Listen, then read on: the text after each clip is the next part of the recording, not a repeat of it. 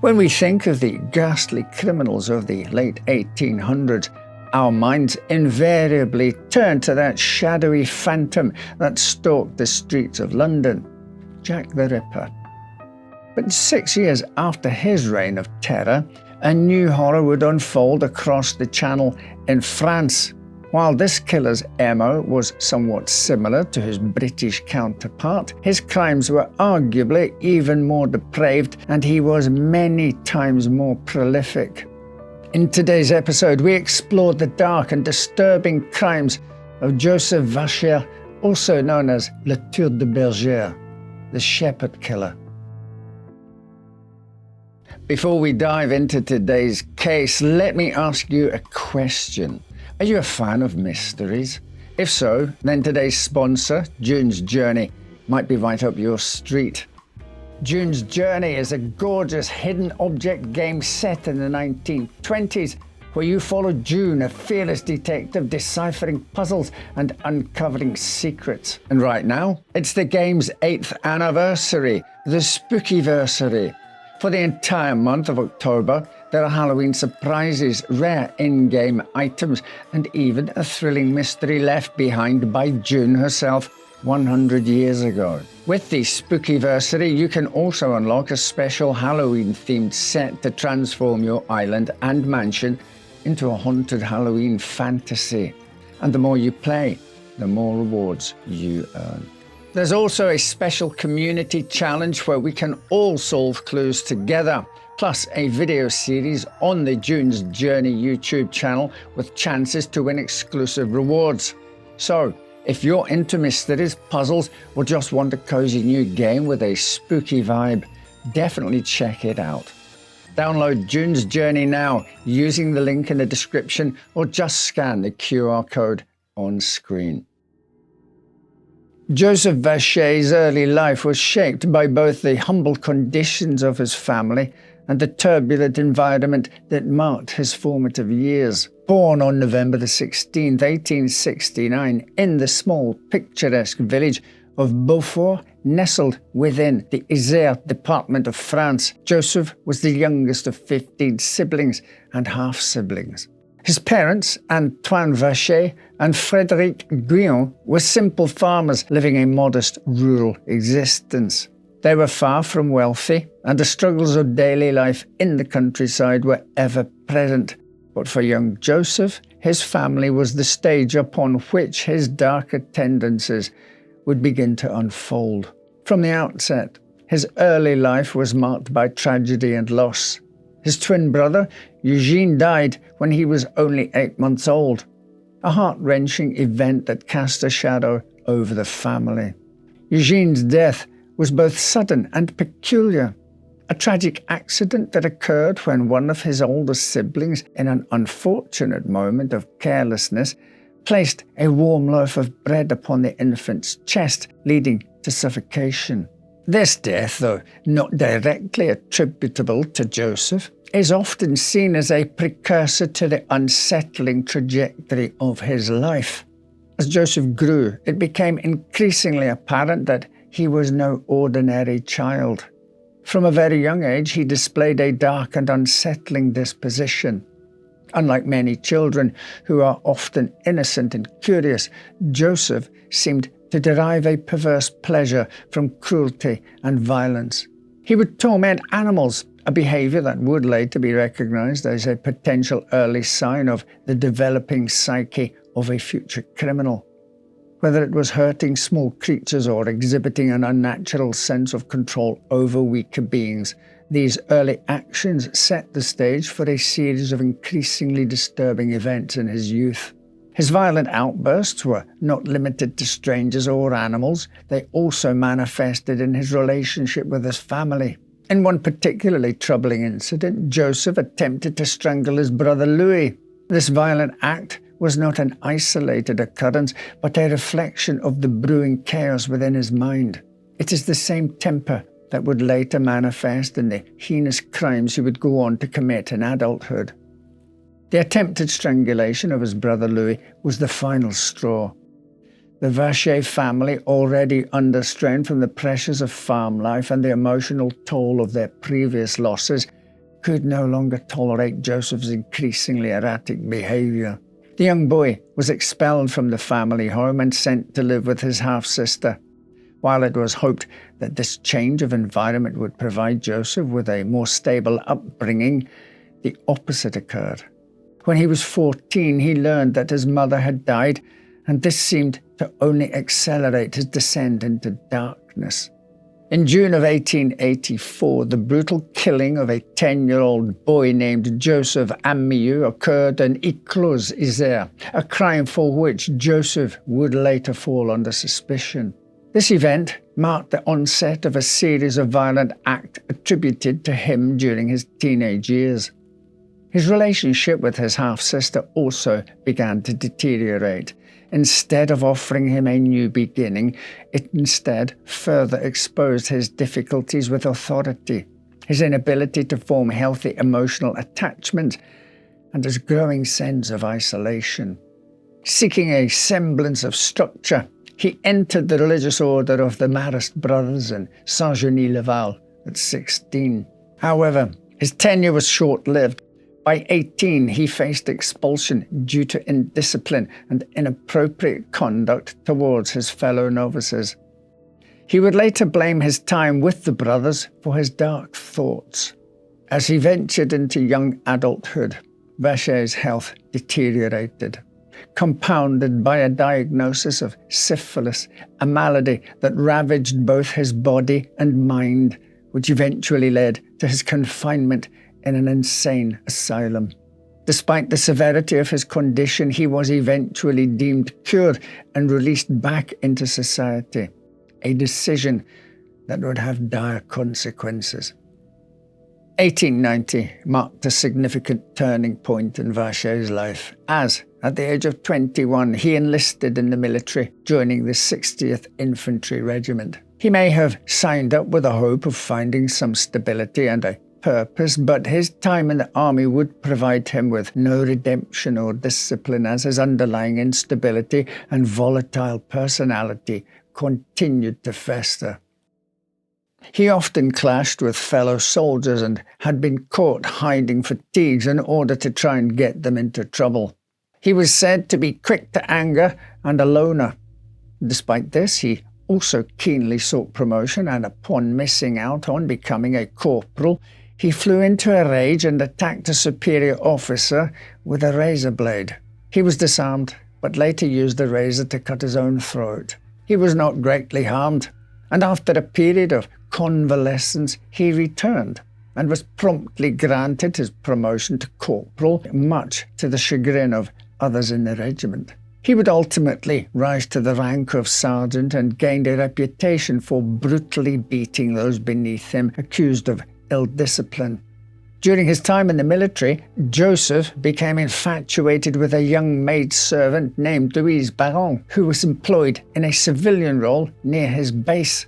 Louise's beauty captivated Joseph, but this quickly turned to obsession. Louise was initially open to his advances, but his true colours began to show on a night out at the Moulin Rouge.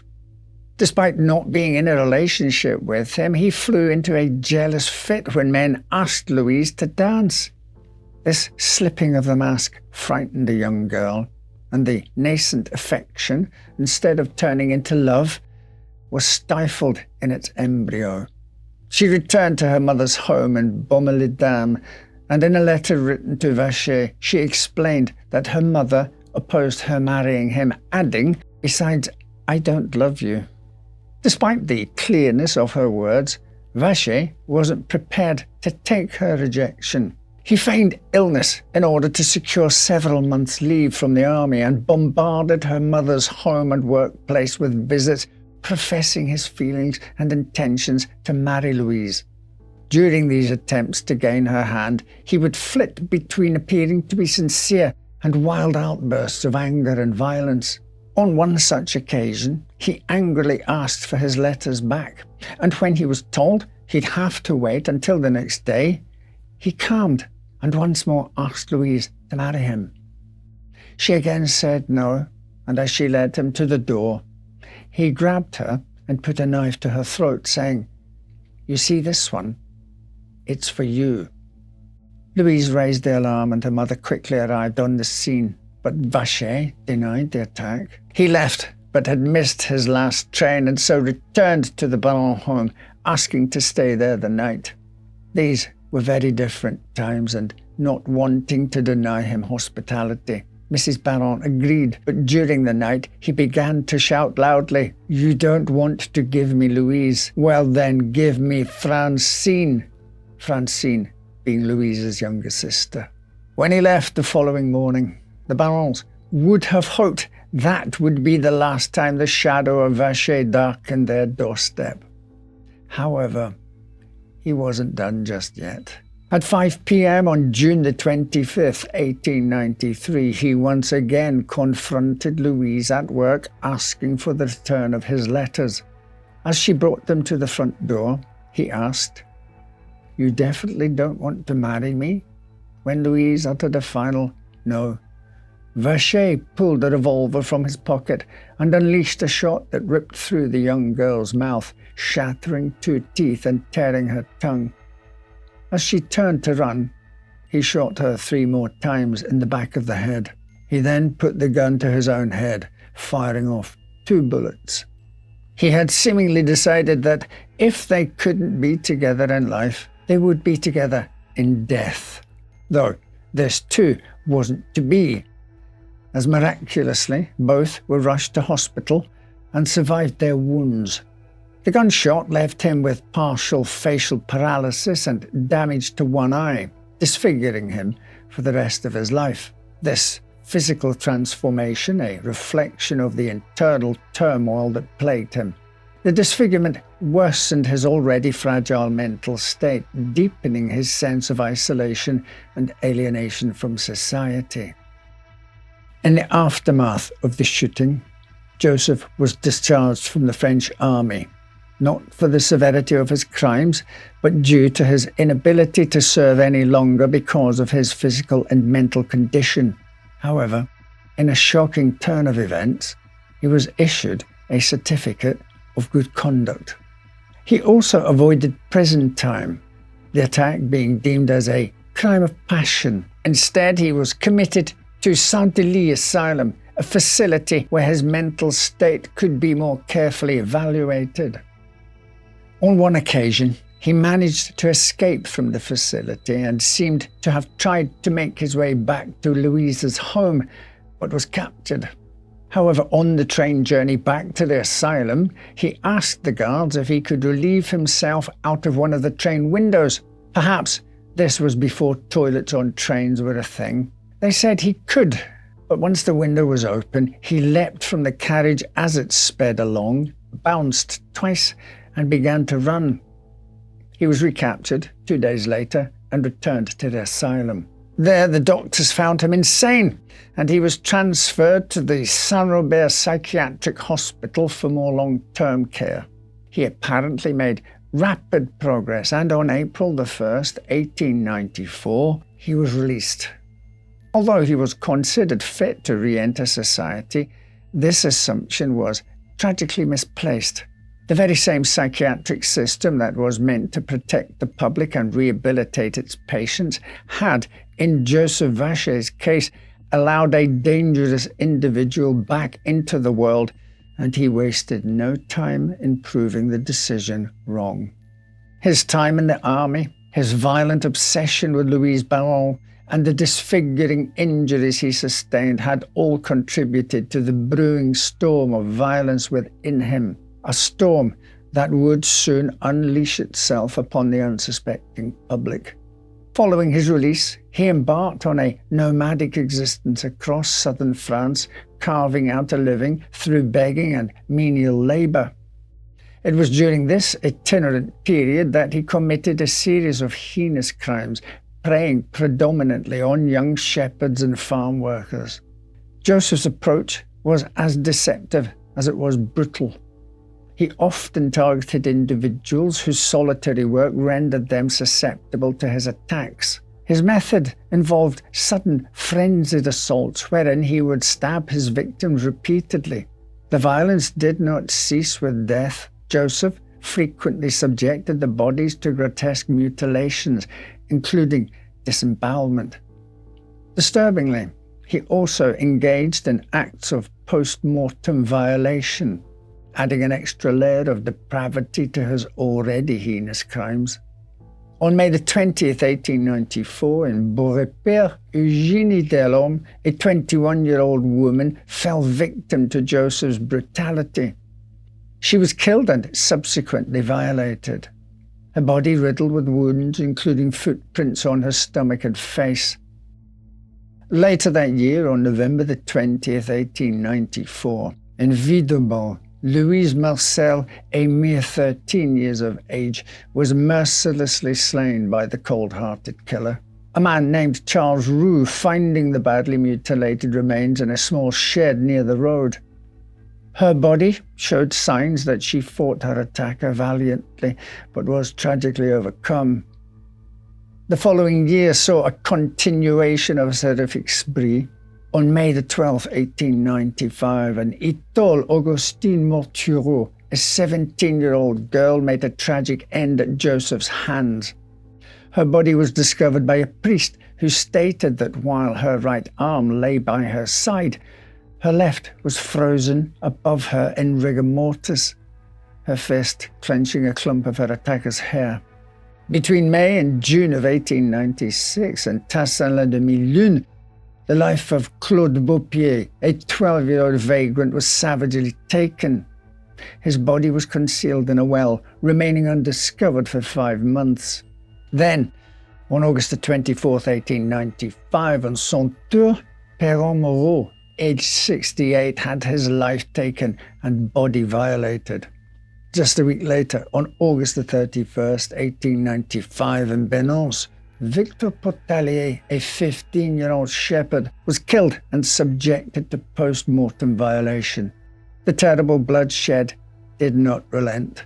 On September 22nd, 1895, in Trenas, Alina Leys, aged 16, had her life taken. A week later, on September 29, 1895, in Saint-Étienne de Boulogne, Pierre Masson-Pellet, a 14-year-old shepherd, suffered a similar fate. Vacher's rampage continued almost completely unabated as he travelled through towns and villages, an evil and deadly vagabond. The last confirmed killing came on June 19, 1897, in Courzoux-la-Giraudière, where Pierre Laurent, aged 14, was, like most of Joseph's victims, killed and violated after death. Beyond these confirmed cases, Joseph is suspected of numerous other killings and assaults spanning various regions of France. Among these are several gruesome incidents that bear his signature brutality. On June 26, 1888, in Joux, an unidentified 35-year-old woman was found murdered. The following year, on June 30th, 1889, in Moran, Augustine Melanie Perron, aged 23, was slain under mysterious circumstances. Another suspected case occurred on September 29th, 1890, in Vacher, where Olympe Buisson, just 9 years old, was murdered. Then on February 3rd, 1892, in Rochegud, Elizabeth Laborel, 53, was robbed and murdered, suggesting a possible financial motive intertwined with Joseph's violent tendencies. While not all of these cases have been definitively attributed to him, their eerie similarities to his known crimes suggest that his actual victim count may far exceed those officially confirmed. The higher-end estimations claim he may have had as many as 38 victims and had attempted to murder a further 22. Judge Émile Fourquet, a diligent and methodical investigator, began to discern a pattern among the scattered and brutal murders plaguing the rural regions. He meticulously compiled evidence noting similarities in the modus operandi and the transient nature of the suspect. Despite several sightings of a disfigured man in a distinctive white rabbit fur hat, Vacher remained at large, his movements as elusive as a shadow in the night. The breakthrough came on August 4th, 1897, when Vacher attacked Marie-Louise Hérault in a secluded area. Her cries for help alerted her husband and son, who rushed to her aid, managing to subdue and detain Joseph until authorities arrived. This fortuitous event marked the end of his crimes. In custody, Vacher confessed to multiple murders but pleaded insanity, attributing his actions to a rabid dog bite sustained in childhood. He audaciously compared himself to Joan of Arc, insinuating a divine purpose behind his deeds. However, psychiatric evaluations concluded that his actions stemmed not from the alleged dog bite, but possibly from traumatic experiences, including a suspected intimate assault by the dog's owner when Joseph was merely 6 years old. The court found Joseph sane and fully responsible for his heinous crimes. He was sentenced to death via the sharp edge of the guillotine. In a final act of defiance, Joseph attempted to escape but was swiftly recaptured. On the day of his execution, he refused to walk to the guillotine and had to be dragged to his fate. And thus, on December the 31st, 1898, the life of one of France's most notorious murderers came to an end. Joseph's reign of terror and the grisly crimes he committed left a profound and lasting mark on French society, reverberating far beyond the immediate horror of his crimes. The atmosphere in rural France, particularly in the southern regions, was one of fear, confusion, and hysteria as the killer remained at large. His crimes increasingly unexplainable to the local authorities. One of the most significant impacts his crimes had was on law enforcement procedures and their ability to investigate and capture such criminals. In an era before modern forensic science, detectives relied on traditional investigative methods that were often far too slow or ineffective to catch a wandering, purposefully elusive and brutal killer. The rural nature of his crimes, often perpetrated far from the cities where authorities were better equipped, made it even harder for law enforcement to catch up with him. False arrests became a common feature of the investigation. Desperate for answers and under intense public pressure, authorities arrested several individuals with little to no evidence in order to quell unrest, only to allow the real killer to continue his spree. These misidentifications only served to add to the confusion and fear, as people were more on edge than ever, unsure whether the person next to them was a victim, a witness, or even the killer himself. This climate of fear fed into the public hysteria, creating a witch hunt atmosphere where no one felt safe, especially in the rural farming communities that Joseph targeted. One man in particular, a Mr. Grenier, suffered greatly. The home he shared with his wife and children was some 300 meters away from the location of Augustine Mortureau's body. He was known for having a wandering eye, and locals quickly pinned the crime on him. This led to him nearly being lynched on more than one occasion, and he and his family would only know peace when Vacher confessed to the crime 2 years later. In the years following his capture and execution, the macabre story of Joseph Vacher continued to haunt the public's imagination. His notoriety made him a subject of both academic interest and popular culture, with numerous works exploring his life and macabre acts of evil. His crimes were horrific and served to expose the limited tools and methods available to law enforcement at the time. However, while Britain's Ripper seems to have vanished into the shadows he seemingly spawned from, the French Ripper was ultimately captured and brought to justice. Thank you for watching, and thank you to today's sponsor, June's Journey. Don't forget, you can take part in the Spookyversary by scanning the QR code on screen or clicking the link in the description below. Right then, take care, and I'll see you next time with another story to make you say, well, I never.